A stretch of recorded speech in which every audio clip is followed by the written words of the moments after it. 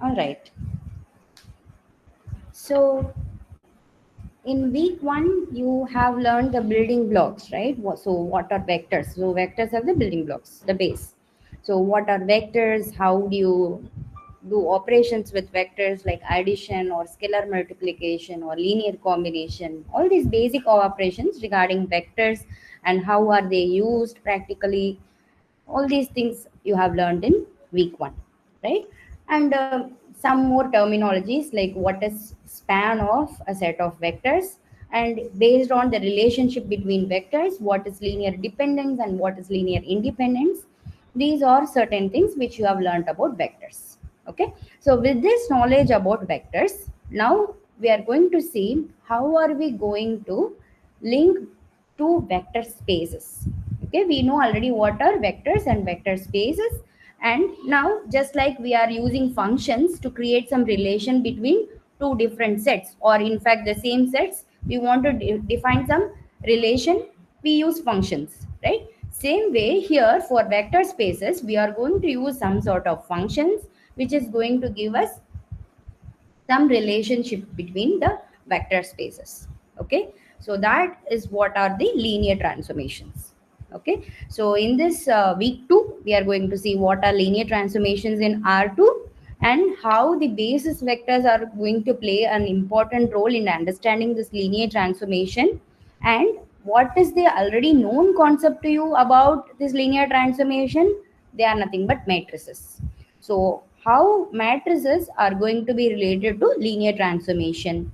Okay, and then some more properties of linear transformation like range, null, inverse, and all these things we are going to learn in week 2.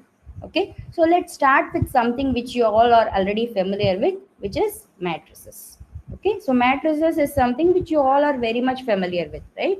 So you know that if you take any most of the typical scenarios where you have, like you have a system of linear equations, or you have like problems where system of linear equations arises, you have automatically matrices occurring, right? So matrices, you know that here specifically in this week we are talking about 2 by 2 matrices, right? So 2 by 2 matrix means what? You have two rows, so these are the rows. So you have, this is row 1 and this is row 2. You have two rows and you have two columns, right? So this is column 1 and this is column 2. So you have two rows and two columns, and total four entries you have in a 2 by 2 matrix, right? Okay, so now as a vector you can say that this is a row vector. We call these as row vectors and we call these as column vectors, right? Okay, and how we can relate this with system of linear equation? Let us say we are having a system of linear equation with two variables like this. We are having two equations in two variables. So what are the variables here? Can anyone tell? In these two equations, what are the variables? X and Y. So x and y are the variables here, right? So if x and y are the variables and these are the coefficients we are having, so how can we write this in terms of matrices? So this is the matrix form, right? So you see that this same can be written either in this way or in this way. So this is the linear combination form. Just a quick recall of what is linear combination. Let me see how many of you are able to remember what is a linear combination. Let us say you have two vectors, u in u and v, u and v in R2. What does mean by linear combination of these two vectors? AU plus BV equal to some constant. Yeah, so it is AU plus BV, right? So any combination like this, we call it as a linear combination of U and V, right? So here your A and B are some scalars in R, right? So now you see that you can write these as, these are the column vectors, right? So for example, here let's say this is your U, this is your U, and this is your V. Okay, and here x and y are some entries in R. You don't know what are they are some scalars. Okay, they are unknown variables. So you have U, you have V. So you have the linear combination of these two. So the system of linear equation which you see here can be written in the linear combination form. Or you can also see that you can write it in the matrix form, and this is the one which we are using in many places while particularly solving the system of linear equation. This is the form which is frequently used. Okay, the matrix vector form. Okay, so how do you do the matrix multiplication? So first row with first column, right? So a11x plus a12y gives you the first LHS of the first equation. Similarly, this LHS of the second equation is a21x plus a22y. Okay, so the matrix vector multiplication gives you the LHS of these two equations, and then when you equate the LHS and RHS of these two vectors, you get these equations, right? So is this part clear, how a system of linear equation can be expressed either in the linear combination form or in the matrix vector form? Is that clear for everyone? Is this part clear? Yes, Yes, ma'am. ma'am. All right, good. So moving to the next part,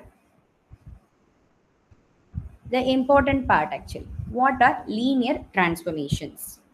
Okay, so first of all, a transformation T from R2 to R2 is said to be linear. Okay, so for linearity, we need two conditions. What are they? T of U1 plus U2 is equal to T of U1 plus T of U2.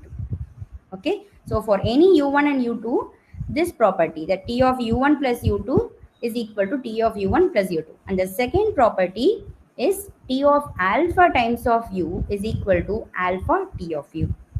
Okay, so if these two properties, both these properties, let us say this is a first and this is second, if both the property are satisfied, then only we will say that this T is a linear transformation.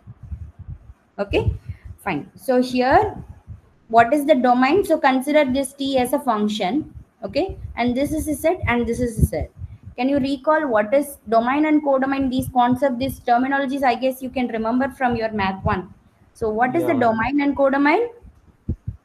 domain is the set of elements Domain. from where the argument is taken. Am I right, ma'am?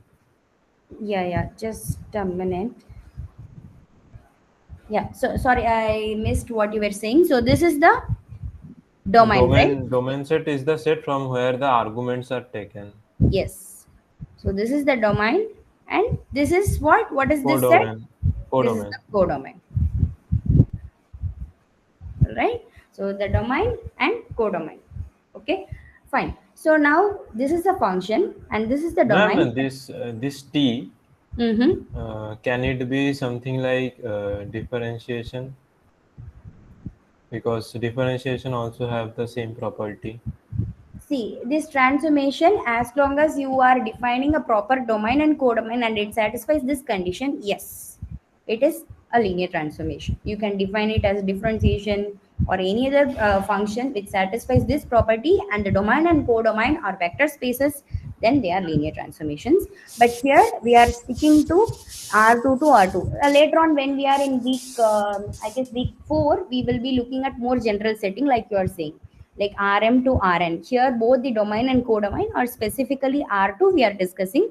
So, through this basic type of transformations, we are trying to understand the more general specific setup. Okay. Okay. All right. So, just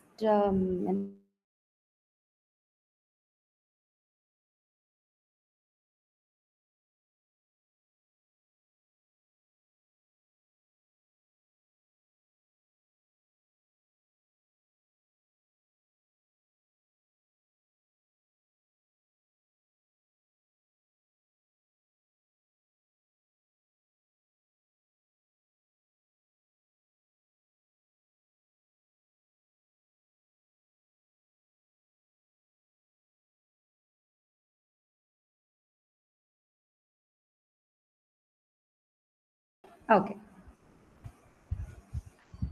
Okay, so now we are trying to understand what are linear transformations. So let us start looking at some examples to see what are linear transformations. Okay, fine. So now here we are given a function which is basically translation. What is mean by translation? So let us say we are in R2. So this is your R2. Okay. Now, what does this translation do? Let's say that your a comma b, let's give some specific values for your a comma b. Let's say your a comma b is maybe 1 comma 1. Okay. So if your a comma b is 1 comma 1, what is t of 0 comma 0 for this transformation?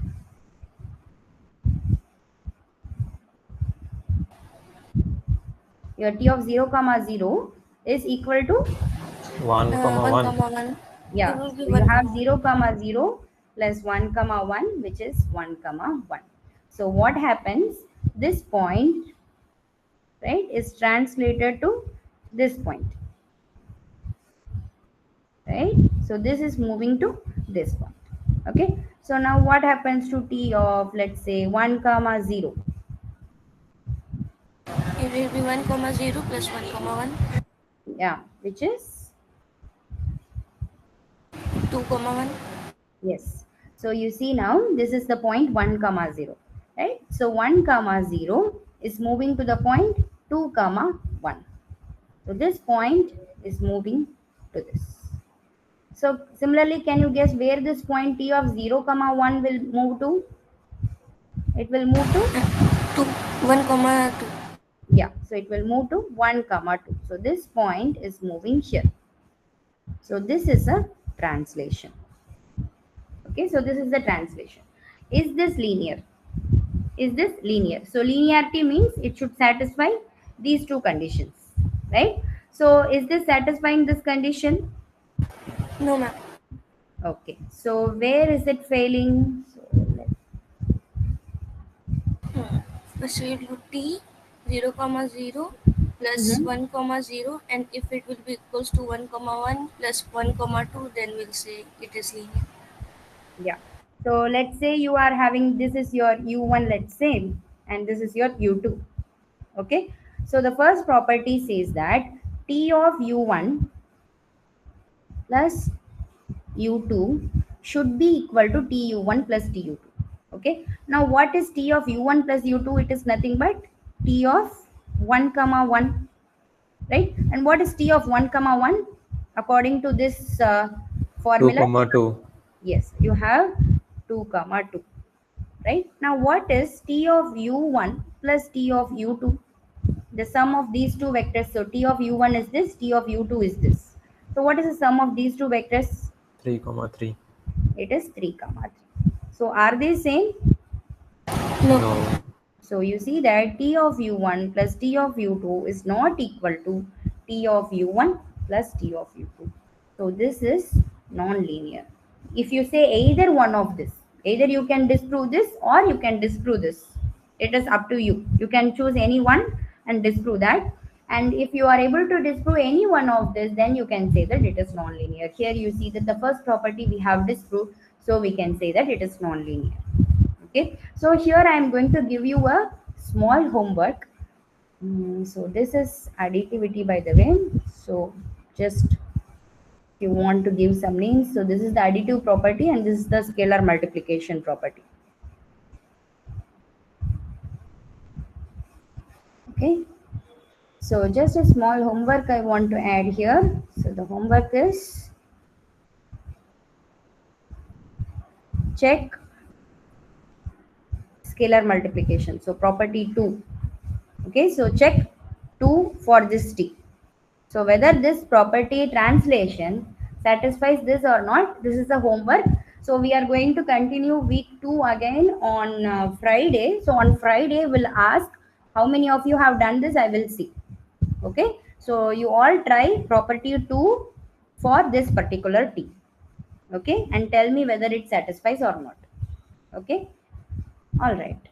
Okay, so the next. Ma'am, the transformation that you had given, is it something like affine function?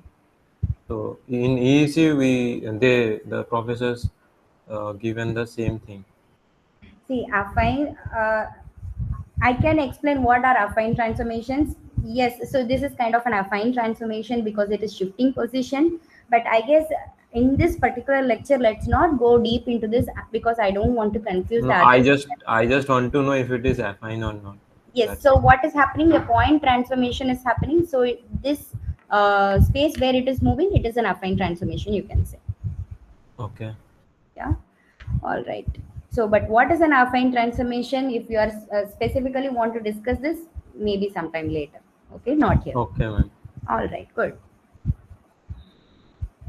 Okay, so the next example here is T of u is equal to alpha u, the scalar multiplication. Just we are looking at the scalar multiplication.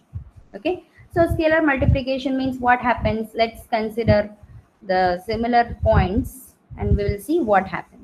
Okay, so we'll consider similar points. So like for example 0 0, what happens to any scalar multiplication of 0 0? It remains there. It 0 remains 0. at the same point, right? And what happens to any scalar multiplication of 1 comma 0? So Uh, it will move in that.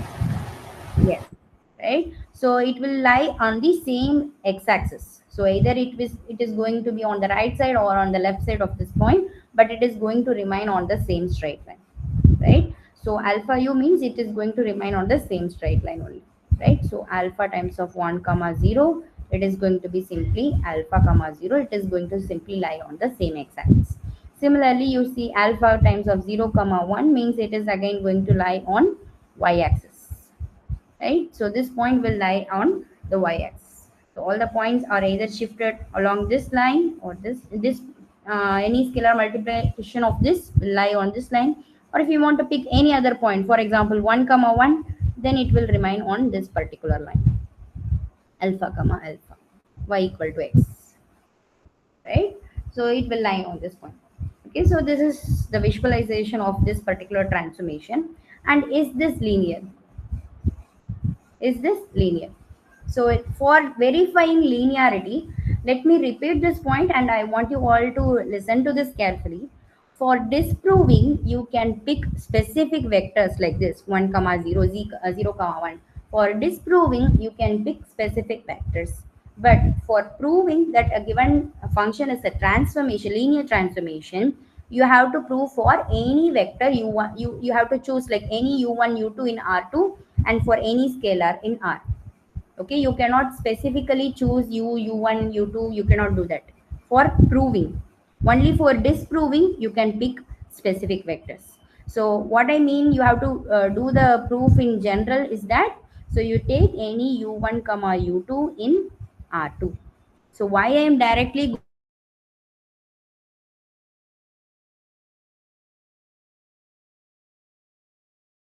I'll have, okay, so by the structure and ma'am, can you yes. please repeat again? So maybe if I explain this and then come back to the point which I was telling, it will be more clear. So let me complete this part here. So here, what is T of U1? According to this formula, it is, Alpha Alpha u1. yes. And what is T of U2? alpha u2. Alpha U2. Okay.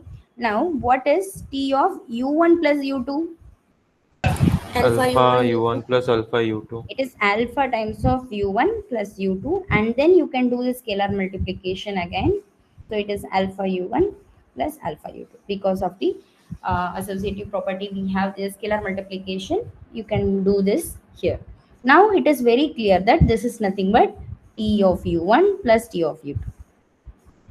Right? So the first property is obviously satisfied. What about the second property? Since already alpha is used, so let's use some other scalar. So let's say T of some beta u. Okay, so now let's say your u is in R2. And what is T of beta u? It's equal to, can you say what is T of beta u? Beta Beta u. u. It's alpha times of beta u. Right? Now I Yes. can, these are scalars, I can switch positions. Right? So I can Beta rewrite u. this. Yes. We can write this as tu1. Tu. Yeah. So we have seen that both. So this is the first property and second property. Both are satisfied. Okay. Now let's see what's the difference between the previous case and this case. In the previous case, I am disproving that this is not linear. Okay, I'm going to say that this is not linear. So in this case, specifically, I have chosen these two vectors, 1, 0 and 0, 1. But here I'm trying to prove that this is linear. So when I'm trying to prove that it is linear, I cannot do this with only some specific set of vectors. For proving, I have to use some general vectors like this and give a proof like this. Do you understand what I mean Yes, by? yes, yes. Yeah. Okay. All right. So the next case here is what are rotations.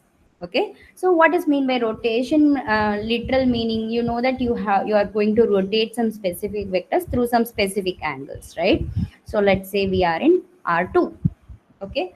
Now let's say you are taking, maybe let's take the simple vector 1 comma 0. Okay. So 1 comma 0 you are taking. So if you are moving it through, let's say some angle theta, so the distance between the point and the new vector, so let's call this maybe u1. So let's say this is tu1. So what is the distance between origin and u1 and origin and tu1? Are they same or different? Different. Come on, what is the distance between these two vectors? So this vector, I'm simply rotating it. Have the distances changed? No. No, no, no, No. no. Only the angle is changing. Okay, I am rotating it through an angle theta and the angle is changing, but the length of the vector is the same. Okay, so here for understanding the rotation, you need to understand what are polar coordinates. And for now, let's not go into what are polar coordinates and how do we explicitly define the rotation. Maybe we'll do this, but not right now. We will do this a little later. Okay, how to show that rotation is a linear transformation, this part maybe let's do it a little later. I will definitely explain this in a more detailed way, but for now let's just understand that this is how rotation works, and this is linear, and this y part I will explain a little later. Okay, so we will do this a little later. Don't think that I'm just leaving it out. We will do later. Okay. Okay, ma'am. All right, so we have seen three different type of transformations. This is the first one, which is the translation. We saw that this is non-linear, and the second one is linear, and this is scaling, right? And the third one is rotation, and this is also linear. Okay, so two examples of linear transformations and one example for non-linear transformation. Okay, so in general, one important property of a linear transformation you can note is that if t is linear, then t of 0 is 0. Okay, how is that so? Can That 0, anyone? comma 0 origin point is not shifted. Yes, but how? We just know these two properties. We don't know what is t. So if you know that these two properties are satisfied, then I can directly say that t of 0 is equal to 0. There are two different type of basic proofs which we can give. Can anyone come up with a easier proof of how t of 0 equal to 0 if it just satisfies these two properties? Because we can. Ma'am, we can take u1 to be 0, u2 to be u1 to be 0, comma 0, and u2 to be 0, comma 0, and then Hmm. prove from there. Okay, so if u1 is equal to 0 comma 0, then what are you proving? Oh, okay, so I am proving for a specific point. Yeah, that is fine. But see, you have to show that t of 0 equal to 0. How are you going to prove that? See, note that here 0 means the 0 vector. And Yes. this is also the 0 vector. So how are we going to do this? Because alpha into 0 and 0 will be 0. Alpha, sorry, what?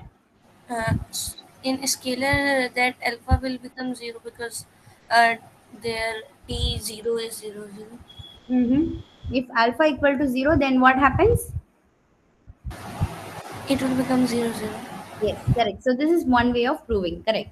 So what she is saying is that, so let alpha equal to 0. If alpha equal to 0, I already know that t of alpha u is equal to alpha times of t of u. I know this property, right? So, sorry, I did not write it properly. So, okay. So now what happens? You have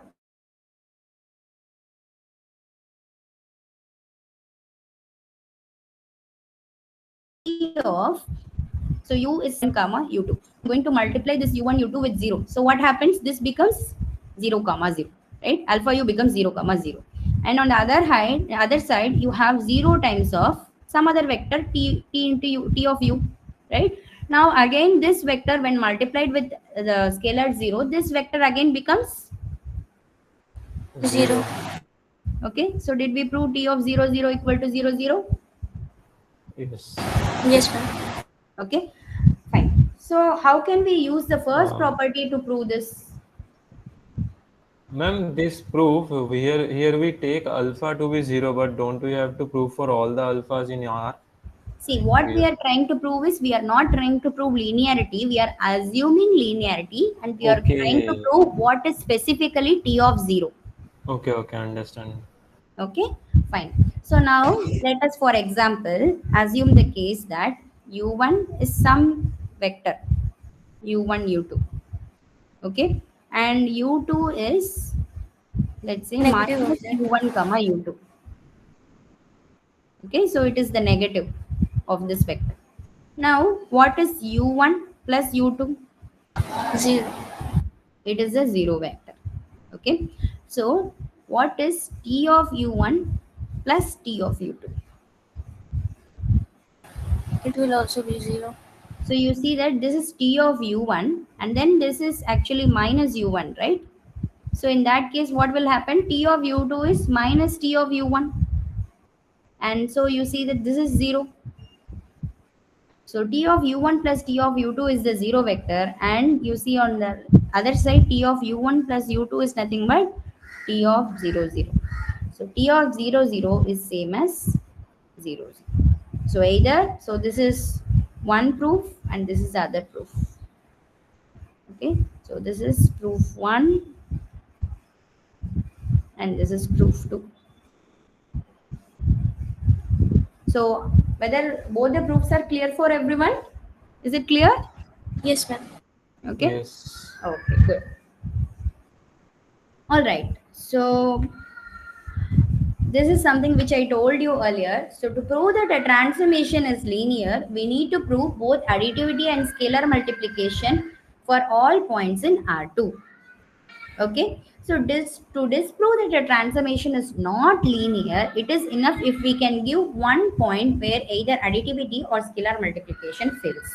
Okay. So this is the exact same thing which I was explaining. Okay.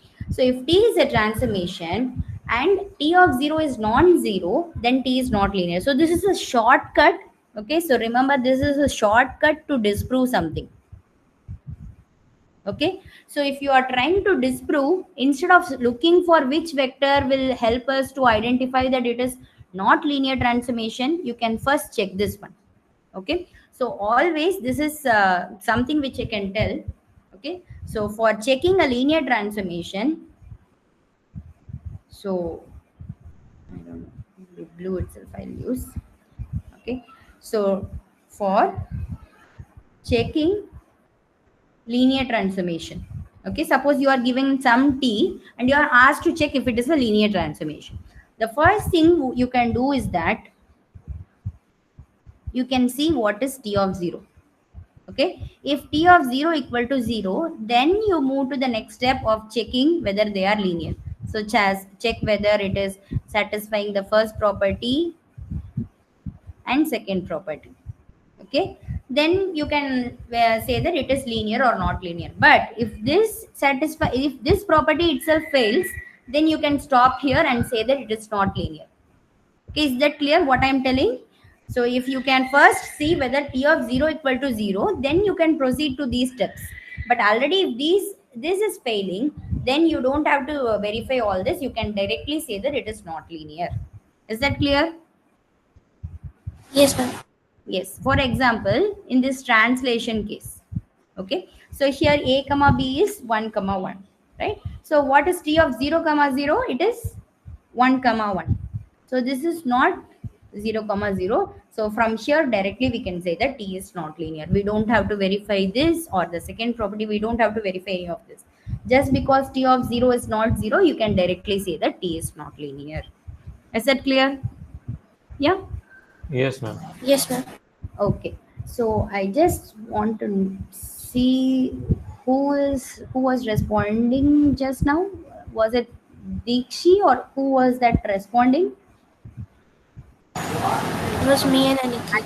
Ananya, and who was the other person responding? Me, I am Aniket. Aniket. Okay. So I see there are other students also in this session. See, this session, it will be good if you all of you can participate. Okay, so all of you can respond. It is good for you also. Okay, so you can learn it better if you are also participating. All right. Okay, good. Okay, so now we have understood what are the main things we have understood. This is the definition. We have seen some examples, and we have seen some important property of a linear transformation, and we have seen how to check whether a given linear transformation is linear or not. Okay, so this is what we have seen so far. Okay, there is one more important thing which I want to say. I don't know whether I have mentioned it later. No, so maybe I should mention it here. What is the general form of a linear transformation from R2 to R2? I want to specify. Maybe, okay, I'll do it here. So maybe first we'll look at this property and then I will give that specific form. Okay, so let T from R2 to R2 be a linear transformation, and let V1 and V2 be a basis for R2. Okay, then T of V for all V in R2 can be computed using only T of V1 and V2. So what does this statement say is that, what is a basis? How many of you can recall what is a basis? Basis has two important properties. What are they? How many of you can recall? Let's see. What is a basis? They are independent, linearly independent. Very good. And linearly independent is one property. How many, and what is the other one?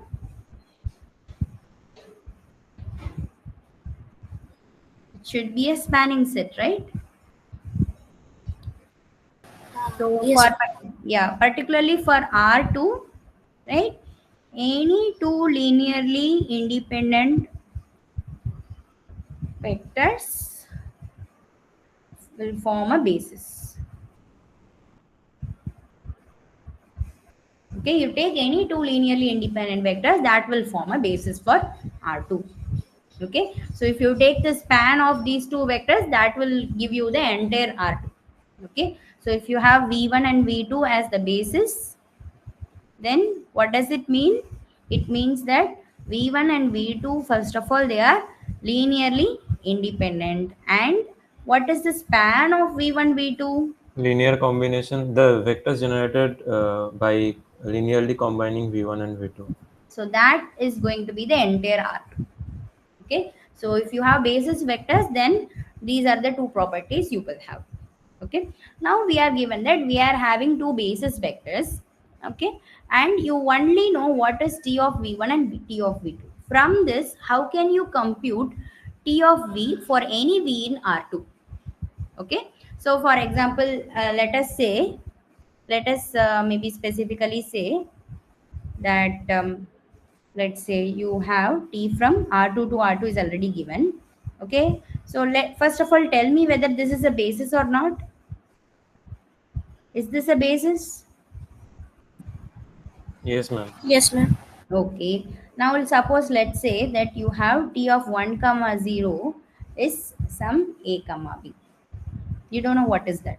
Okay, so and T of 0 1 is some C comma D, some specific vectors only. Okay, some specific vectors. From this, I want to know what is T of x comma y for any x comma y in R2. So now this x comma y is some vector in R2. How can I find what is T of x comma y just from this information? Yes, ma'am. How can I do this? X into T1 comma 0 plus Y into 0 comma 1. Yes, because you know that any vector can be written as the linear combination of the basis vectors. So first express the basis given vector in terms of the basis vectors. In this case, it is very easy to express them as a linear combination because this is the standard basis. So the first step is express the given vector as a linear combination of the basis vectors. Second step, apply the transformation on both sides. So when you apply the transformation, you see this is a scalar. So this comes out and you have y times of t of 0 comma 1, and you know that t of 1 comma 0 is a comma b, and t of 0 comma 1 is c comma d. So what is that you will get? So you get ax plus cy comma bx plus dy. Okay, so this is the linear transformation. So you know that just from what is t of 1 0 and 0 1, you can find what is t of x comma y for any x comma y in R2. So this is the statement given to you. So a more general way to understand it is here. So you are having v1 v2 any basis in R2. Here we have I first explained it through a specific set of bases, but the same can be done for any basis, right? So if v1 v2 is a basis for R2, then first step is write v as a given any v in R2, write it as a linear combination of v1 and v2. Okay, and then you apply tv. So tv, if you apply, this is t of a v1 plus b v2. So applying the additivity property of t, you can first split this in this way. So first here we have applied t is additive. Using that, I have done the first step. And the second step, using scalar multiplication.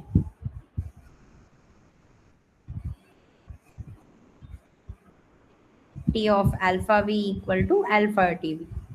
Because of this, I am able to do this. Okay. So now you know what is tv1, what is tv2. You just substitute here and find what is t of v. Is this clear? Yes, ma'am. Oh, fine. Yes, ma'am. Okay. Now here itself I have already given you what is the general form for any linear transformation from R2 to R2. Okay. So any linear transformation from R2 to R2 is of the form t of x comma y is equal to ax plus cy comma bx plus dy. It is of this form for some a, b, c, d in R. Okay, so you see that for any transformation, it is going to be definitely of this form only. It cannot be anything different from this. Okay, so just looking back at this example, so the first one, you see it is not of this form. Why? Because you see that here, let's say that u is u1, u2. Okay, then you see that this t of u is u1 plus a comma u2 plus b, right? So the variable, so this variable is missing in the second part. So the second part, it cannot be just any constant. You need to have these variables in the second part as well. Okay, which is missing here, and from that itself you can say that this is not linear. Okay, and here you see that you have t of u1 comma u2 is alpha u1 comma alpha u2. Okay, in this case, what is your a, b, c, d? In this case, what is your a, b, c, d? Your a is alpha and c is 0, right? Yes, ma'am. And b is alpha and d is 0. So you see that this is of this form, and so this is linear. Is that clear? How the second is in this form, is that clear? Yes, ma'am. Okay. Similarly, for using polar coordinates, we can write a transformation. As I told you, we will discuss this again. Okay. So any linear transformation from R2 to R2 is of this form. Okay. So keep this in mind.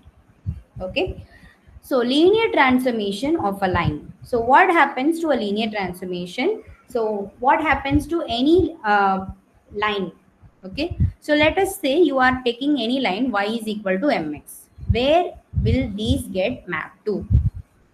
Okay, so where are these points mapped to? That is what we are going to see under T.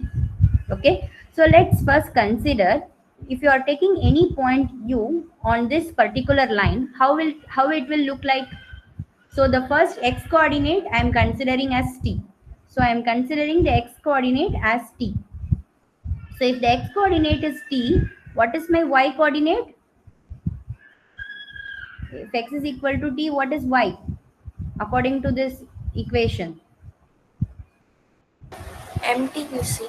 Mt plus c, right? So that is what they have done. So if x is equal to T, then y is equal to Mt plus c. So the coefficient of E1 is T and E2 is M2 plus c. So how are Ma'am, we? Yes. here E1 and E2 are vectors. Yes, they are always. E1 means it is 1 comma 0 and E2 is 0 comma 1. So why we are directly writing like this? If it is too much for you to understand, let's go step by step. Okay, so first let's see, x is equal to T and y is equal to Mt plus c. So what we have done, we have written x comma y as T comma Mt plus c, right?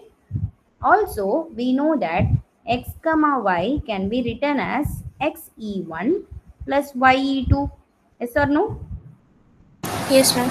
Now simply we have substituted what is x and what is y, and then we see that your u is nothing but te1 plus mt plus c times of e2. Is that clear now? Yes, ma'am. Okay, good. So now what happens to t of u? That is what we want to see. Okay, so what happens to t of u? Okay, so here, what have we done? So T of E1 is some A comma B and T of E2 is some C comma D. Okay, we don't know what is T of E1, so we are taking it some A comma B just like we did here. Okay, and T of E2 is C comma D. Now, what is T of U? So U, already we know this is U. So just like we did here, we are going to write this as T times of T1. So here U is TE1 plus MT plus C times of E2.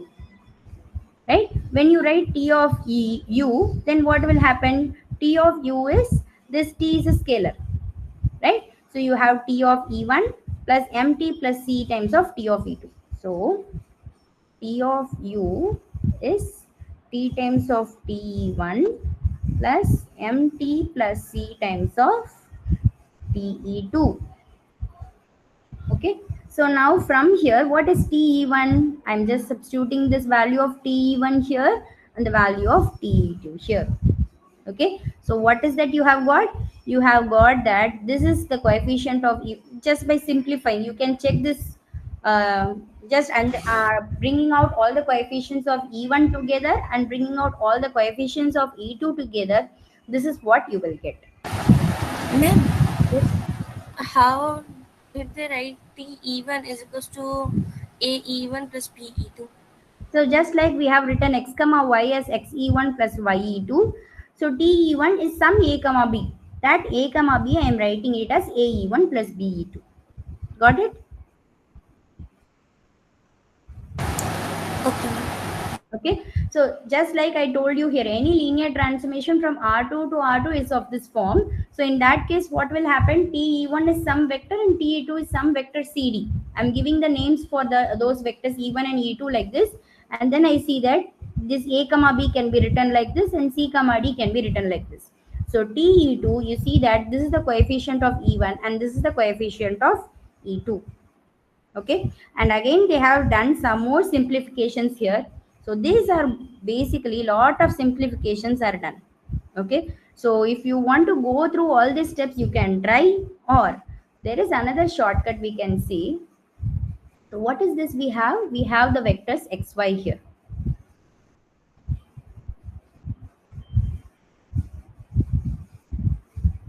Right? And what is this x? X is t and this is mt plus c. Right?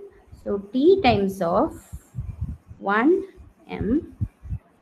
What should be the remaining vector here? Can you tell me? I have taken t and I have written 1 0 C. 0 C. Okay, so now what is t of x comma y? This is a scalar. So what will happen?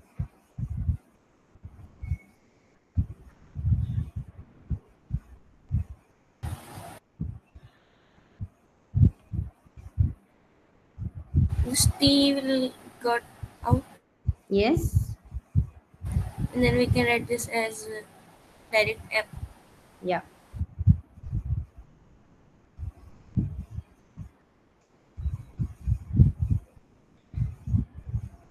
Yes.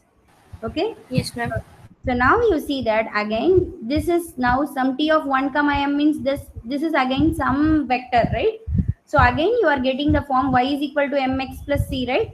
So t of x comma y. So you see that this is your x, kind of your x, and here you are having some kind of an m plus c format. Did you get back the same format?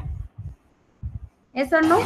Yes, ma'am. So you can see that t of x comma y is again another line. Okay. And if c is equal to 0, what does it mean? What does it mean if c is equal to 0 in y equal to mx? If c is equal to 0, what does it mean? The line is through? Origin. Origin. Yes. Okay. So if the line is through origin, then what happens to this part? T of 0 comma 0 is again 0. 0. So you see that line through origin, if you are taking, then it will be mapped to line through origin only, because this part is again becoming 0. And if you are taking any line, that line will become another line. Is that clear? Yes, ma'am. Okay. So this is kind of like applying too much of simplifications. This part, instead of going through all this, we can simply understand it in this way. Is this way of understanding clear for everyone? That how a line is mapped to a line under T, is that clear? Clear, ma'am. Okay, good. Okay, so just to have a better understanding, let's just have a specific example maybe. So let's say you are having t of x comma y is, let's say, x plus y comma x minus 1. Is this a linear transformation?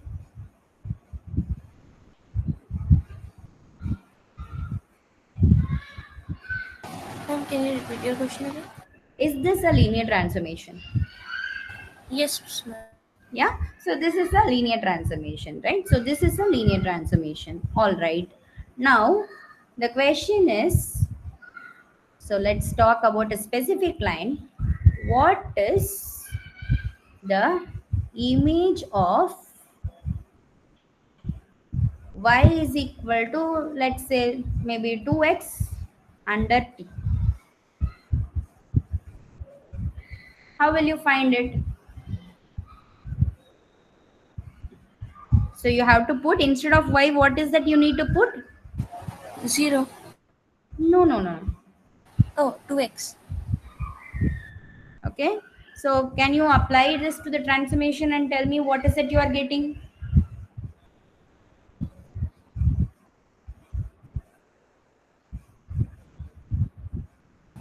Instead of We y, have what to is it you need to put? 2x. And here, X minus 2x.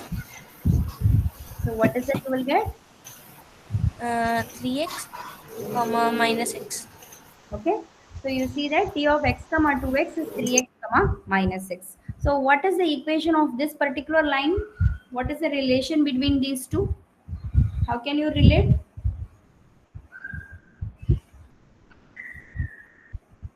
Let me give you 1 minute to think. I want you all think and figure out what is the equation of the line from this set. So the set of all 3x comma minus x, x in R. What is the equation of this line?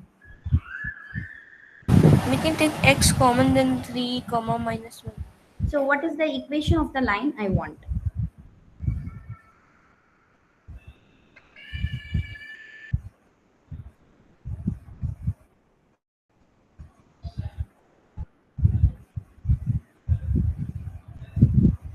There is some message in the chat. 3x plus y, comma 3x plus y.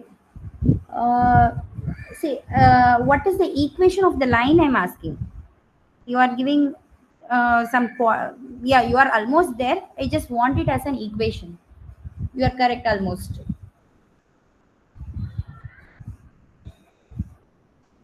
So this is your y coordinate, right? So this is your y Y is coordinate. equals to 3x. Is it y equal to 3x or? Means minus x is equals to 3x. See, this part is your y now. So this part is your y, right? So this is your x part. So what is that you are getting?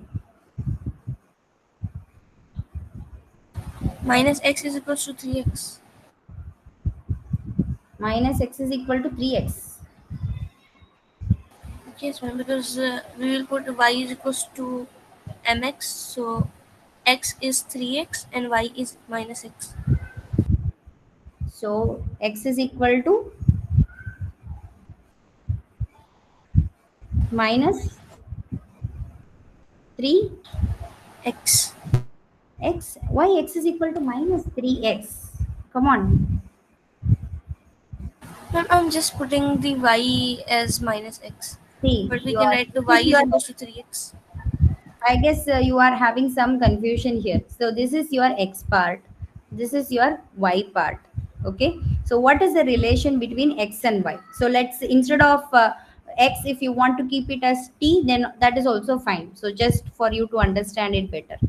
So what is the relation? So you have x is equal to 3t and y is equal to minus t. Now what is the relation between x and y? Y is equals to mx. They will Yeah. be So t. what is that m I'm asking? See, you can replace t with minus y, yes or no? M is 3. X is equal to 3 times of, in terms of y, how can you write this t? Minus t. Minus T. why again t as minus t? T in terms of y I am asking. Minus y. Yes. Okay. So you see that x is equal to minus 3y. So, or you can also write it as x plus 3y equal to 0, which Shonali has written. Okay. So the equation of this line is x plus 3y equal to 0. Or if you want to write it in y equal to mx form, then you have to write it as y is equal to minus 1 by 3 times of x. So this is also a line passing through origin. Okay. So we started with a line passing through origin and we also got a line passing through origin.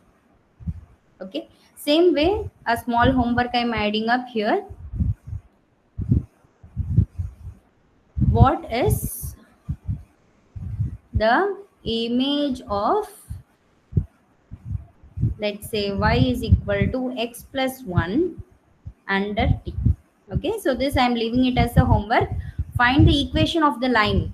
Okay, so you have to find what is y equal to mx plus c in this form. In this form you need to find. So now, is this first of all a line passing through origin? Is this a line passing through origin? No, ma'am. No, right? So this is not a line passing through origin. In that case, what can you expect about the image? Will the image will pass through origin or not? No. No, right? So that much you can expect. So this is a small homework for you to complete. Okay. All right. So just let's quickly recall what are the subspaces of R2. So these are all the subspaces of R2, right? So either just the origin, or you take any line passing through origin, or the entire plane R2. So these are all the possible subspaces of R2. So if you are taking any line which is not passing through origin, can it be a subspace? No, No. it cannot be a subspace, right? So these are the only possible subspaces of R2. Now we are going to see what happens to linear transformation of subspaces. First of all, can anyone tell what is the property of a subspace? So how do you, suppose let us say you are having some set, S is some subset of R2.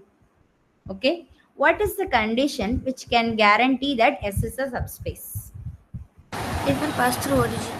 No. I'm asking, so leave about what are the specific set. So there is some kind of property which you can use, just like we have additivity, scalar multiplication, something like that we have here. 0 vector would be there. Yes, 0 belongs to yes, that is one thing. But yeah, more. So suppose you have two vectors u and v in R2, sorry, S. Then what it should satisfy?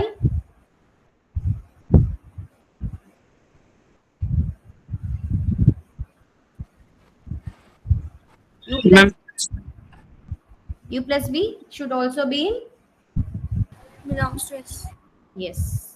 Okay, and for any alpha in R, your alpha u should be in yes. Okay, combining them, you can say that alpha u plus beta v belongs to S for any alpha beta in R. Okay, so your S is, so any subspace is closed under addition and linear combination. Okay, so not linear combination, linear scalar multiplication, together it is linear combination, and scalar multiplication. So these two together is nothing but linear combination, right? So your any subspace is closed under addition and scalar multiplication, or in general, more generally you can say that any subspace is closed under linear combination. So if you can verify this, then you can prove that any set is a subspace. Okay, fine. So this is something very important, because see in R2 you have very specific type of subspaces, but when you move on to more general bigger settings like any Rn, in that case how will you verify whether a given set is a subspace? There you have to use this property only. So it is good to keep this property in mind. Okay, this will be very useful. Maybe in week 3 itself we will look at how to apply this to understand whether a given set is a subspace or not. Okay, fine. Now we are going to look at how does a linear transformation act on a subspace.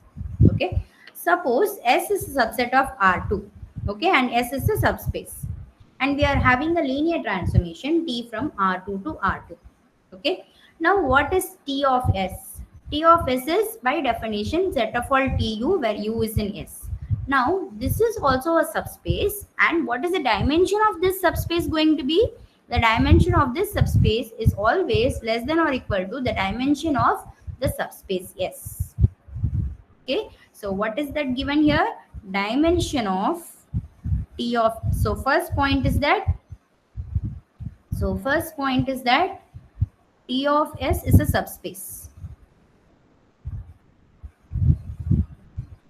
And what is the second point? Dimension of T of S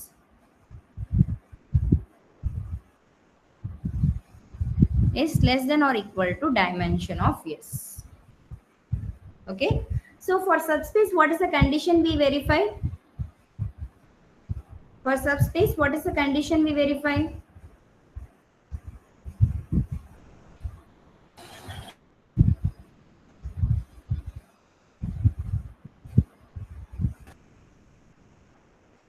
Just now I told you, come on. For subspace, what is the condition we verify?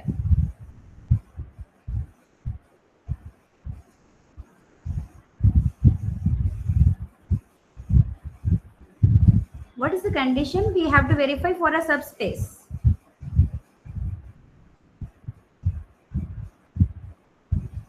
You want to prove that T of S is a subspace. So what is that you will need to do?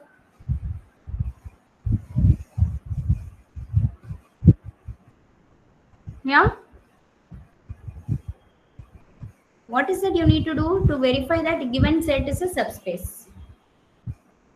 You take two vectors from the space and show that any linear combination belongs to that set. Yes or no? Yes, ma'am. Okay. So in that case, so you take two vectors from here. Okay. So for the first condition, so we'll take two vectors from here. Okay. So what are the two vectors? So you know that any vector in T of S is of this form. So for that, here they have taken S1 and S2. So let's say T of S1 and T of S2 be two vectors in T of S. Okay. So in that case, what do you know? We have to now show that A T of S1 plus B T of S2 belongs to T of S. This is what we need to prove, right? So to prove this, what we have to do, we have to now, we can use linearity of this. Yes or no? How can we apply linearity here? If we apply linearity and simplify, what will you get? So we can write this as TAS1 plus BTAS2. Yeah. So now here note that S1 comma S2 already belongs to S and S is a subspace. Since S is a subspace, what do you know about AS1 plus BS2? This belongs to, R. come on, S1 and S2 belongs to S R. and S Yes, is a ma'am. subspace. So AS1 plus BS2 belongs to S. S, right? So if AS1 plus BS2 belongs to S, then where does T of AS1 plus BS2 belong to? S2. T of S, right? So if this belongs to S, then T of this particular vector belongs to T of S, correct? Yes or no? So we have proved that ATS1 plus BTS2 belongs to T of S. So we have proved that T of S is a subspace. Is that clear? The first part, how T of S is a subspace, is that clear for everyone? Yes, ma'am. Okay. So the first part, how T of S is a subspace is fine. Okay. Now how to prove the dimension part? What is the dimension of a subspace? What is the dimension of a subspace? So if a line is passing through origin, then it would be one dimension. And Yes. if it is entire plane in R2, then it would be 2. Yes. Okay. Now in terms of basis, what is the dimension?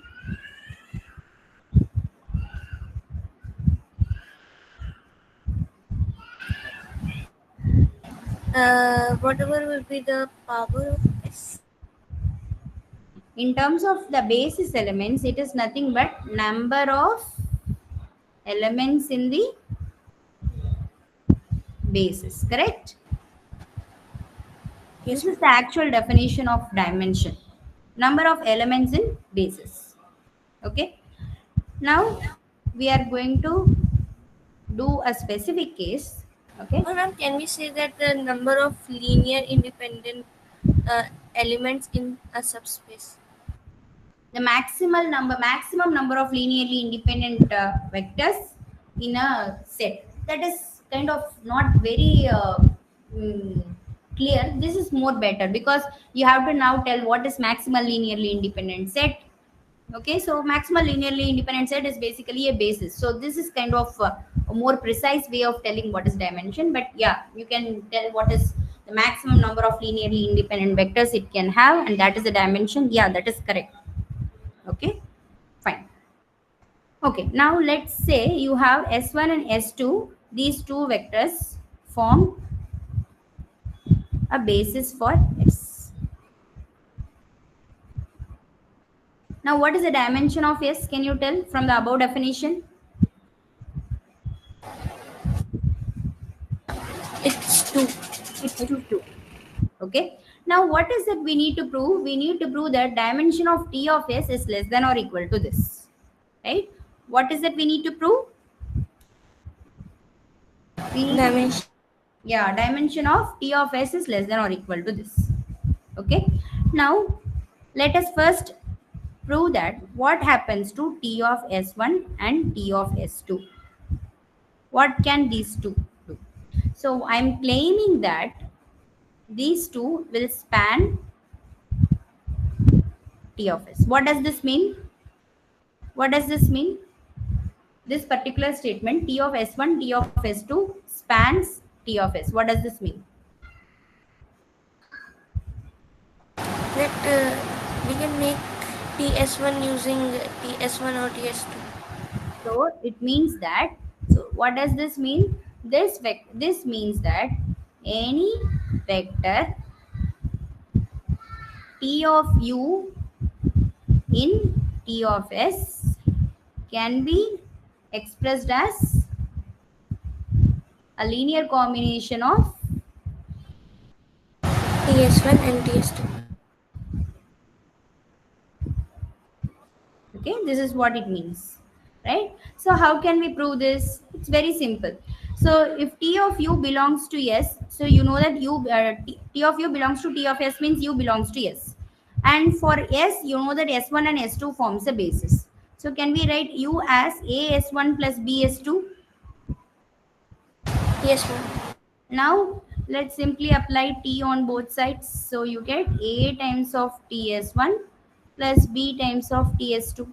So have we already proved this? So T of U is a linear combination of T of S1 plus T of S2, right? Yes, ma'am. Okay. So now we have proved that this is spanning T of S. Okay. Now if this is spanning T of S, right? What can you say about the dimension of T of S?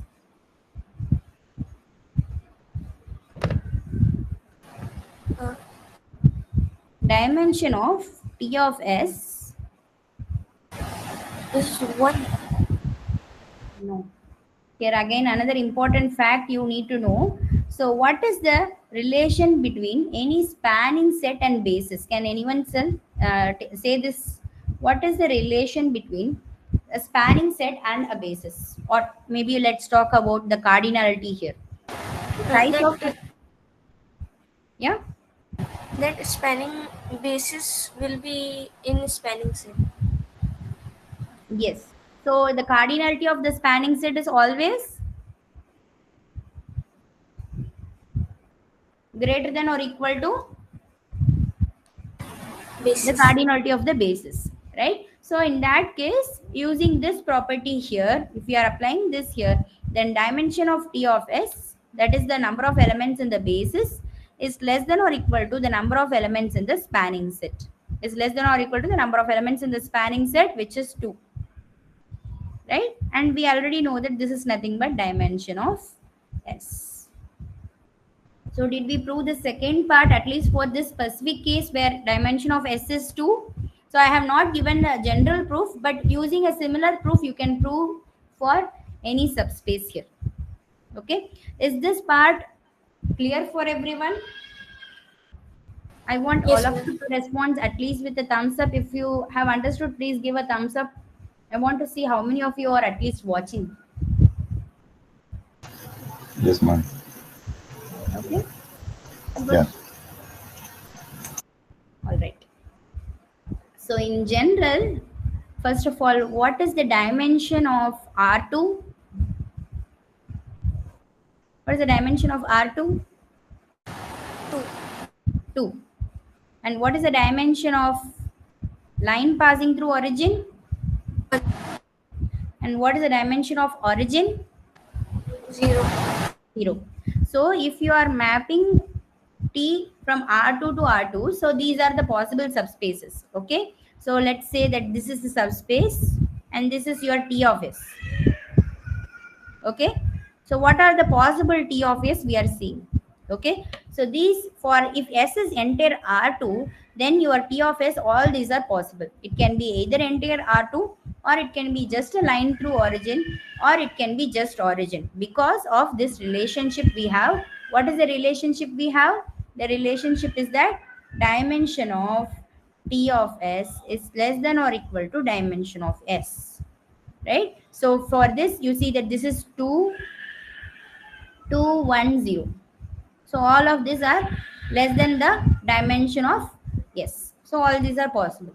But when you come to this particular case where the dimension is 1, now only you have these two possible for T of S. These are the only possible options for T of S. Okay. And for origin, only origin is possible. So you see what this mapping tells you. Is this clear? What are the possible T of S if your S is this? That is what is given in this particular picture. Is that clear for everyone? Yes, ma'am. Okay, good. Okay, so now we have seen enough theory part. Let's do some problems. Okay, consider a linear transformation T from R2 to R2. Let T of E1 is this and T of E2 is this. Find 3 times of T of 2 comma 1 and T of minus 1 comma 2. Can you do this by yourself? I will give you time. So everyone take time. Take your paper and pen. Try to solve this. If you are not able to figure it out, we will do it together. Okay, I will give you a few minutes to complete this problem. Everyone please complete this.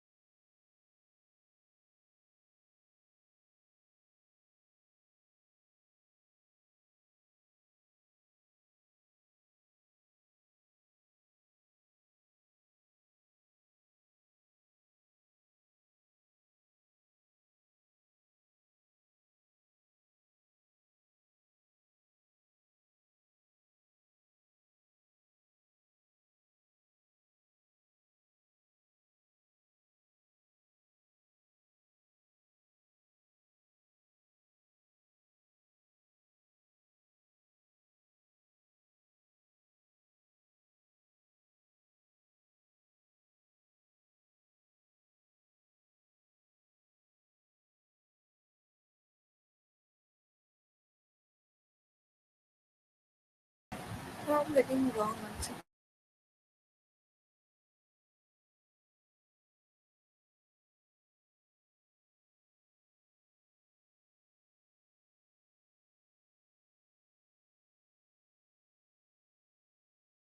So you are not getting any of these options? Yes, ma'am. Okay, let's see.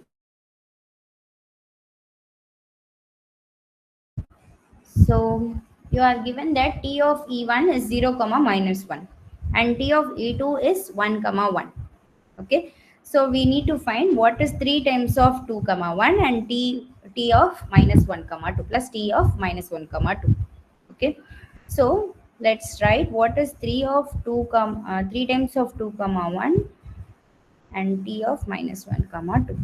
So this is nothing but T of 3 times of 2 comma 1 plus minus 1 comma 2.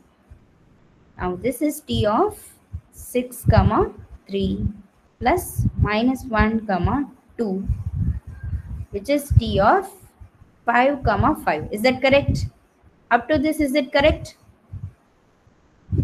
Yes, ma'am. Okay. Now, how can we write 5 comma 5 in terms of E1 and E2? It is 5 into E1 and 5 into E2. 5 E1 plus 5 E2, right? Now for finding T of 5 comma 5, we need to compute what is 5 TE1 plus 5 TE2.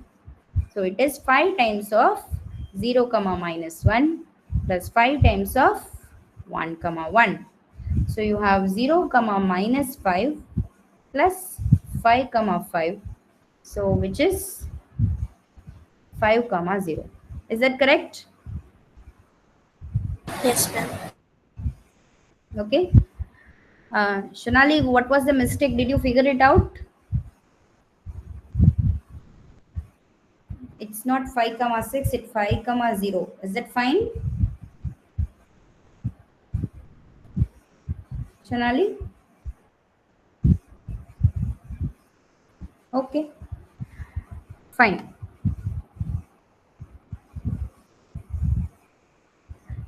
Okay, so is this problem clear for everyone? Shall we move to the next one?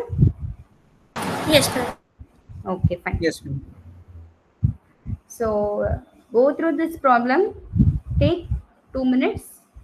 Don't be in a hurry to answer. Take 2 minutes and then answer.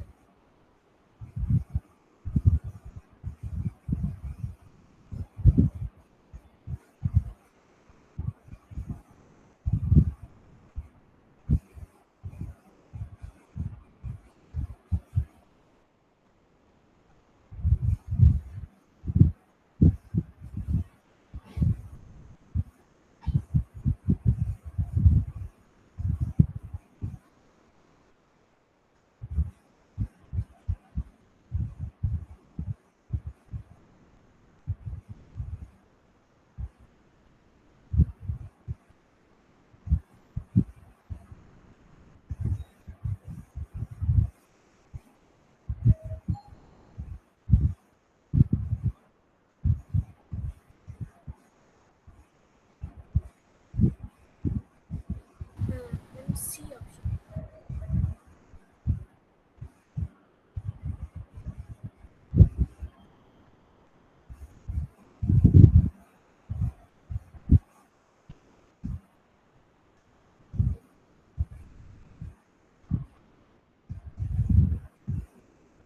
Okay, good. All right. So now, how many of you have figured out the answers? So Shonali has given the option C. Good. It's For correct. me, C also. Very good. Yeah. So C is the correct option. Let's see why C is the correct option and the remaining are incorrect.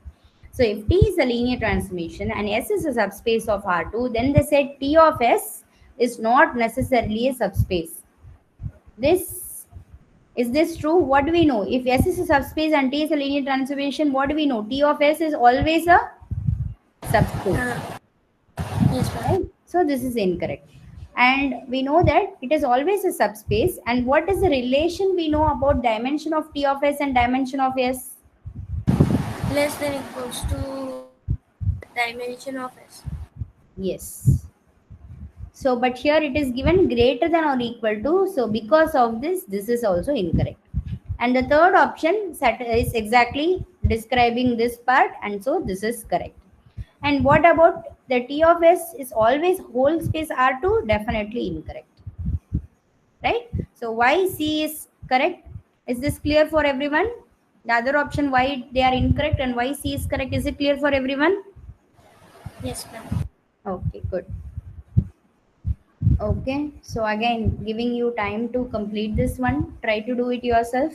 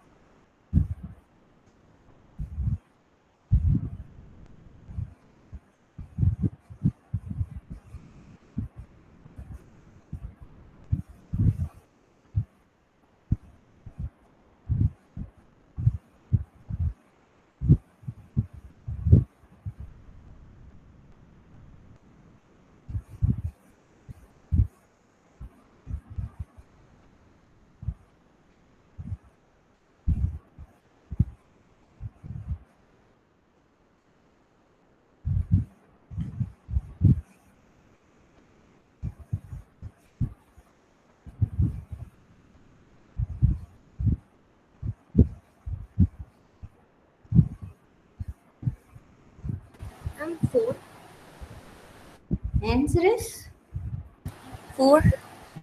no. Anyone else? 2. Yes, correct, Shonali. Okay,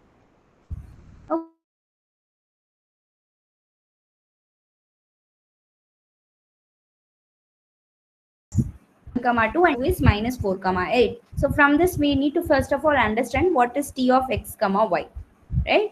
So it means we want to write x times of te1 plus y times of te2, right?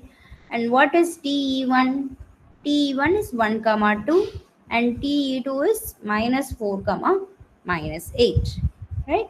So this is x minus 4y and this is 2x minus 8y.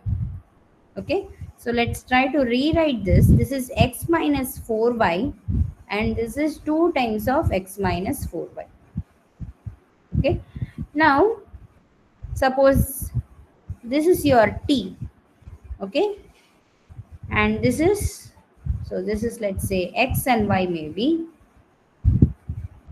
This is your x part and this is your y part, okay, and let's say that your x part is t, where t is x minus 4y.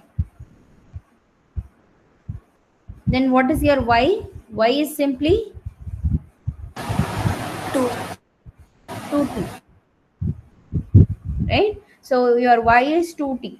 If your y is 2t, then it means that the equation you are ending up is y is equal to 2x. This is the image of t of R2. Okay. Now what is the slope of this line? 2. 2. Right. So the slope of this line is 2. Clear? How we got m is equal to 2? Is that clear? Yes, ma'am. Ma'am, in the this question I equated to 0 vector because it was saying that it is passing through origin. Okay. So you never equate it to 0. Okay. Unless some specific condition is given that you need to equate it to 0, never do that. Okay. Fine. All right. So here the next topic here is that we have understood linear transformation quite a bit now. So what is a linear transformation? What are some properties? How to verify a linear transformation? How to understand how linear transformation acts on subspaces? How are the dimensions are related? All these things we have seen. So the next crucial part is understanding how can we relate the very beginning we started with matrices, right? So how to relate those matrices with the linear transformations we have learned so far. Okay, so now let's say you have a linear transformation t from R2 to R2.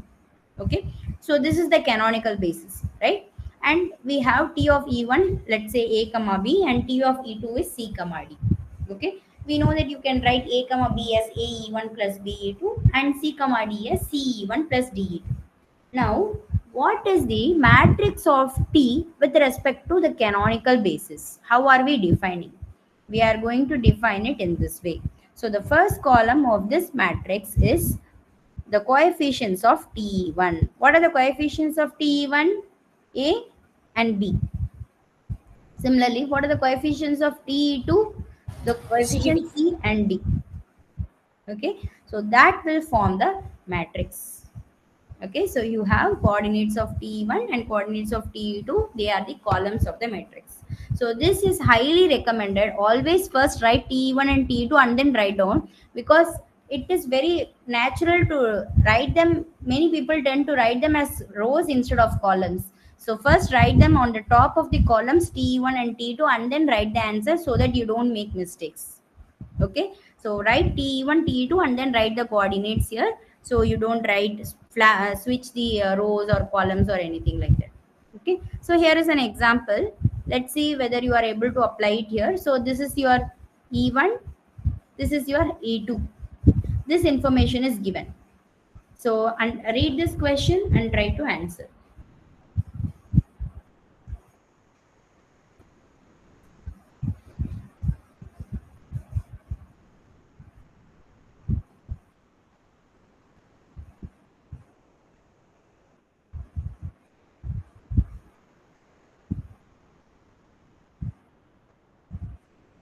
D. Option D. Okay, so why is this so? Because your T1 is 1, 2. So the first column should be 1, 2. And T2 is 3, 2. So the second column should be 3, 2. So that's why option D is correct. Is that fine for everyone? The others, are you there? How many of you have done this problem? Give me a thumbs up. Mahesh. Anyone else? Swastik. Okay. All right. Okay, let's move on. Okay, so just some observation here. So if you have a vector u, then you can write it in this way, and t of u, you can write it in this way. Now, how are we going to write a similar thing in terms of matrix? T of u, you don't have to do all this. It's simply the matrix multiplication, matrix representation. So this is sometimes written as m of t times of u. So what is T of u? T of u is simply the matrix representation of T times of u. All right. Okay. So this is how to use the matrix to find what is T of u. Okay. Fine. So here is another problem. Let's see how many of you are able to do it correctly. Take your time.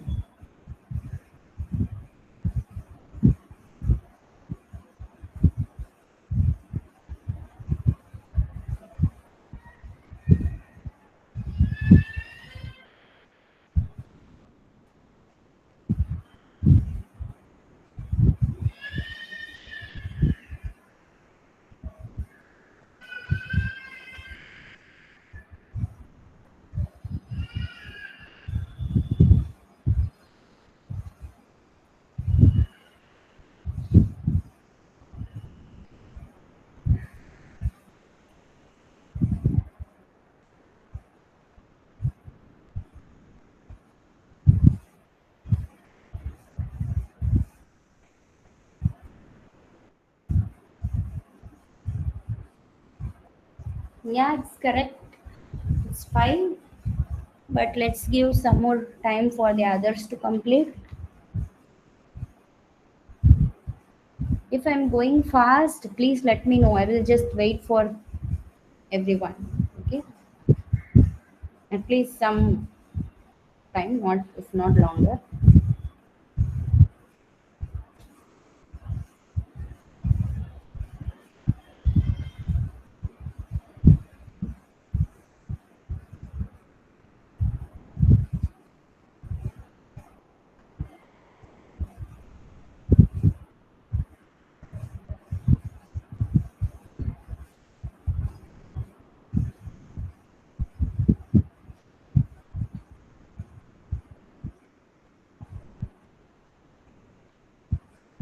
How many of you are able to do it? Yeah, 5. Others? Is there anyone who needs more time? Raise your hands. Let me see. If anyone needs more time, let me know. No one? Okay, then let's discuss the answer. So here we know that the first column is representing T of 1, 0. So T of 1, 0 is the first column. So which is 6 comma beta. And it is given that T of 1, 0 is a comma 3 and that is 6 comma beta. So from this here we know that a is 6 and beta is 3. Right? Okay. And then what is the next part? So the next part is what is T of 0, 1. This is the second column, which is alpha minus 2. And that is already given to us minus 1 comma b. So you are having alpha is equal to minus 1 and b equal to minus 2. So you are having all the values of a, b, alpha, beta. We are simply going to substitute it here. 6 minus 1 by minus 2 plus 3. So it is 5 by 1. So simply 5. Clear for everyone? Yeah? All right. Okay. So we saw how to get to how to find a matrix from a given transformation. Now, how to go back from matrix to transformation? The other way around. That is the next step. Matrix to a linear transformation. Suppose this is a 2 by 2 matrix. How can we find the underlying transformation? It's very easy. So we know that the first column represents TE1 and the second column represents TE2, right? But once we know what is TE1 and TE2, you know that we can find what is T of x comma y for any transformation, right? So you know that if we have this, then what is T of x comma y? Can you tell? X1 plus Y. Okay, so we know this. So we know that this is simply x times of A11, A21, and then this is y times of A12, A22. That's all. Right? So we know what is T from here. So if you have a matrix, then you can find the transformation in this way. Okay. So you can, from the matrix, you can find transformation, and from transformation, you can find the matrix. Okay. Remember here, we are assuming that this is with respect to the canonical basis. Okay. We can do with different bases also, but first let's try to understand it with canonical basis. So here is another problem. You are given the matrix, okay, and you are asked information about the transformation. Take time.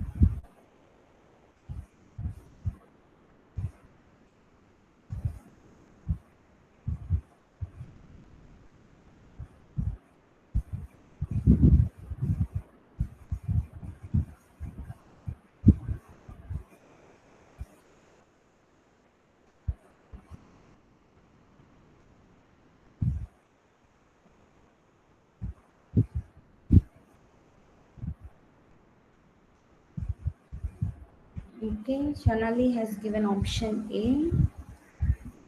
What about the others?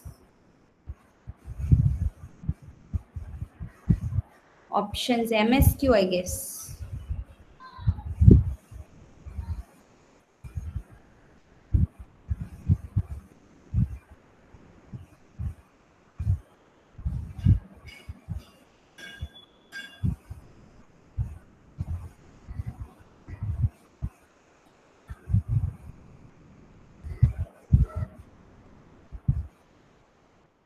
Usually when you see this R, options are true, then it is MSQ.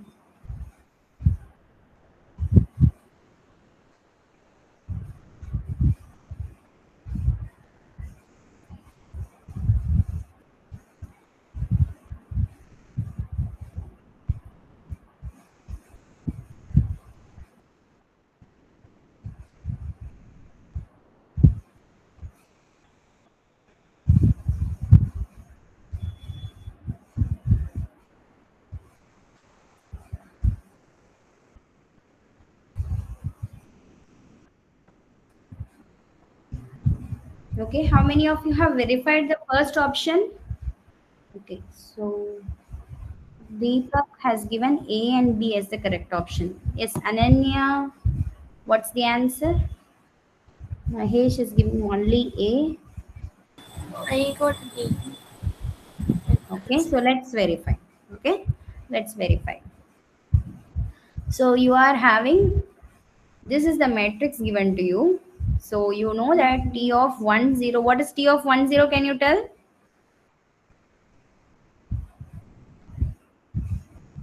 From the matrix, what is T of 1, 0?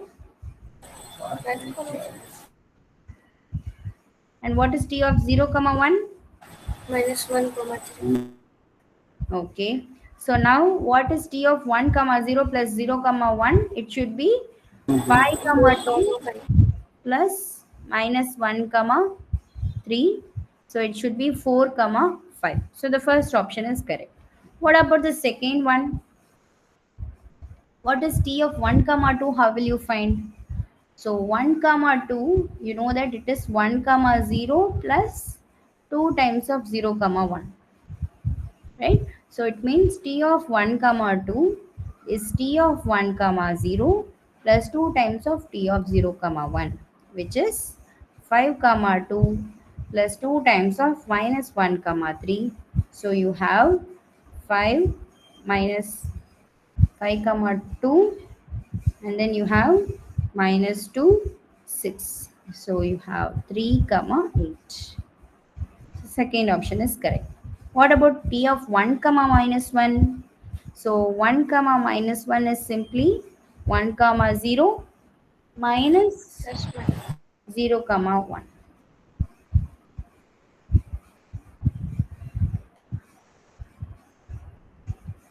So t of 1 comma minus 1 is 5 comma 2 minus minus 1 comma 3. So it should be 6 comma minus 1. So here the second coordinate is incorrect. So 2 minus 3 should be minus 1. So this is incorrect. Okay. So what does it mean by the transformation of t of 1 comma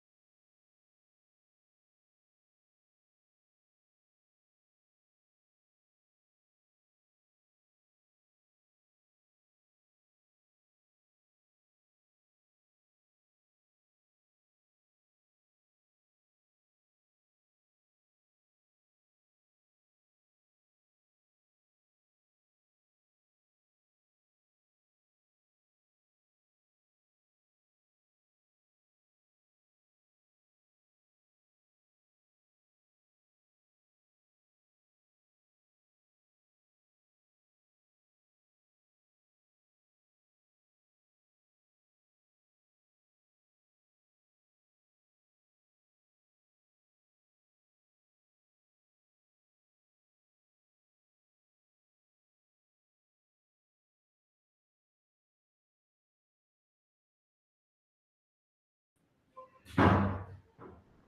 Sorry, I got disconnected. There was a power cut.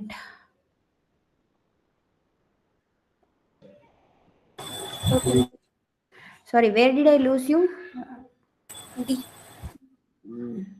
Like till which part you were listening to me? Ma'am, till C it was completed and you were going to. Okay, fine. So for part D, what does it mean by the transformation is unique? Unique means that for this given T, you have a specific function defined. Can you define a specific function T from this given matrix A? Yes, right? From this T of 1, 0 and 0, 1, you can specifically define what is T of x comma y. It is 5x minus y and 2x plus 3y. Right? So you are able to define a specific transformation using this A. So the transformation is unique. So what is mean by unique? Is that clear? So irrespective of whatever the matrix is given, you will always be able to find a unique transformation corresponding to that matrix. Okay. So is this question now clear for everyone? Yes, ma'am. Okay, fine. So let's look at some examples here. So this is the scalar multiplication example we have seen earlier, right? So what is t of 1 comma 0? For this case, what is t of 1 comma 0? X comma 0. See, here your u is x comma y, and instead of x comma y, I have 1 comma 0. The transformation, the mapping t of R2, t from R2 to R2 is defined as t of u equal to alpha u. Now tell me what is t of 1 comma 0? Alpha X. Alpha comma? Alpha comma 0. Yeah. Similarly, what is t of 0 comma 1? 0 comma alpha. Okay. So the matrix of this should be alpha 0, 0 alpha. Is that clear? Yes, ma'am. Okay. Now we have another transformation here. So 1 comma 0 is mapped to alpha 1 comma 0. So 1 comma 0 is mapped to what? What is the image? Alpha Yes. 1 comma 0. And 0 comma 1 is mapped to x is 0 comma Yes. alpha 2. 0 comma. Alpha 2. Okay. So in this case, the matrix representation is alpha 1 0 0 alpha 2. You have a diagonal matrix. So this matrix is called this type of matrix where all the diagonal entries are same. All diagonal entries are same and other entries are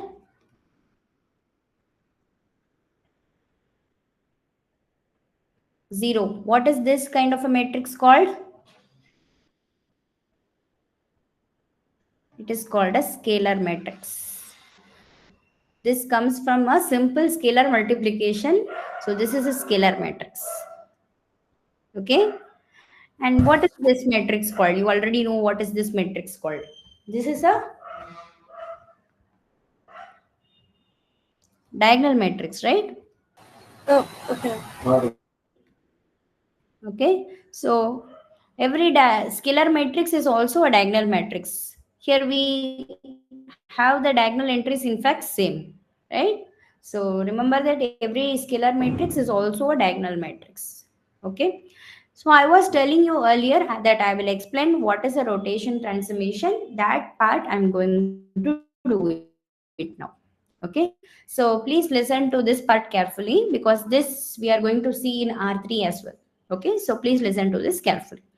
We are starting with rotation of a point in anti-clockwise direction by an angle theta. Okay, so we are starting with this point 1 comma 0. We want to see what happens when we are rotating this point 1 comma 0 through an angle theta naught in the anti-clockwise direction. Okay, so this point is shifted to this red dot. Okay, so this red dot is nothing but your t of 1 comma 0. But how is it cos theta naught and sin theta naught? How is that so? Let's look at this triangle carefully. What is this triangle? Okay, so in this triangle, this is theta naught. Okay, so this is theta naught. And what do you know about this length? As I already told you, when you are rotating a vector, will the distance from the point to that vector change or not? The origin to this point, will it change when we are No. rotating? No. No. So what is the distance of this point from the origin? 1. 1. So then what is the distance between this origin and this point? 1. 1. Okay, fine. Now, what do we know about this? This is a right angle triangle. If this is a right angle triangle, what is this side called? Here you have the angle. So what is this side called? Perpendicular. No, no. Opposite to this angle, it is called just the opposite. Opposite side, and this side is the Base. adjacent side. And what is this side of a right angle triangle which is opposite to the 90-degree? Right angle. No. Anyone?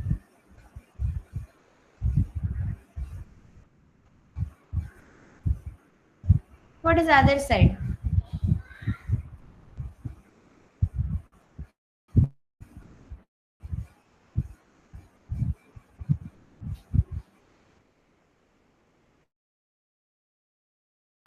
Can you ask your question again?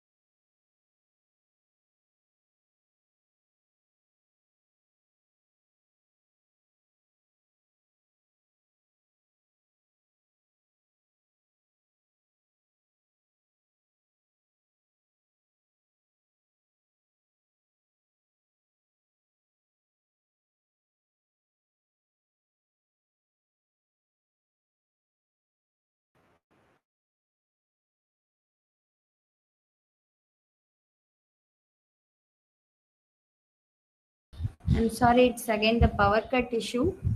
Okay, so after I tell you, now can you remember what is opposite, adjacent and hypotenuse in a right angle triangle? Yeah? How many of you find it new? Yes. It should not be new. These are done in your like class 6, Yes. 7 and all, I guess you are, yeah? Okay, fine. Yes, ma'am. Now, can you tell what is the formula for sine theta? In terms of this opposite, Opposite, theta. opposite by hypotenuse. Yes. And here, cos theta is? Adjacent upon Adjacent. hypotenuse. Yes. Now, hypotenuse is just 1. So, it's actually, sine theta is actually equal to the opposite. And cos theta is actually equal to the adjacent because hypotenuse is equal to 1. Where hypotenuse is equal to 1. Okay. So, you see that this length here is simply sine theta and this length is cos theta up to this. Okay, this is cos theta. Okay, so the x coordinate length is cos theta and the y coordinate length is sine theta. That's why the coordinates of this point t of 1, 0 is now cos theta and sine theta. Up to this, how many of you understood? Give me a thumbs up. Those who understood how t of 1, 0 is cos theta and sine theta. Only one student understood? Okay, at least a few. Okay. Now, similarly, we can see what happens to 0, 1. So, the 0, 1 when rotated to anti-clockwise direction. So, when you are rotating in the anti-clockwise direction by an angle theta naught, it is now moving to minus sine theta naught and cos theta naught. Why is that so? For a similar reason. For similar reasons, you see that now this is theta naught and what is this length? It is 1 and what is here sine theta and cos theta, the same calculation you do, you will end up with this. Okay, so can you do this part by yourself? A similar calculation you have to do and verify what is this length and what is this length. What is this particular length? Can you do that? Yeah. Yes, ma'am. Okay. So now with this, we know that what is t of 1, 0 and what is t of 0, 1. So what is t of 1, 0? T of 1, 0 is cos theta naught and comma sine theta naught. And similarly, t of 0, 1 is minus sine theta naught comma cos theta naught. So now what is the matrix representation? It is cos theta naught sine theta naught minus sine theta naught cos theta naught. So this is these are the coefficients of T1 and T2. Okay. So now you can verify that the transformation T of x comma y here for the rotation transformation, it is x times of cos theta naught comma sine theta naught plus y times of minus sine theta naught cos theta naught. So which is equal to x cos theta naught plus minus y sine theta naught